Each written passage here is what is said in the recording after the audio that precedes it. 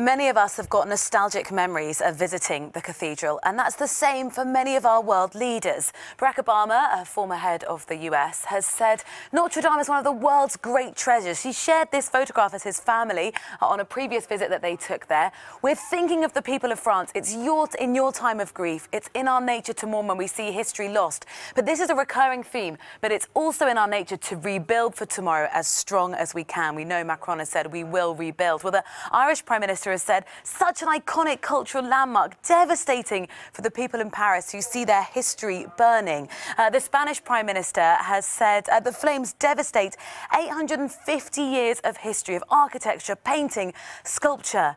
It will be hard to forget, and it certainly won't be. The UN Secretary-General has said, I'm horrified by the pictures coming in. A unique example of world heritage that stood tall since the 14th century. Even the President of South Korea has said, look, the French people's spirit of liberty, equality and fraternity will never be dashed by flames. He sends his thoughts to Emmanuel Macron. But finally, all the way in Australia, that shows the cultural significance of this cathedral. They've said they will rebuild as Parisians always do. That's the words there from the Australian Prime Minister, resonating across international leaders saying, we're with you, France, and we'll help you rebuild. Rosie.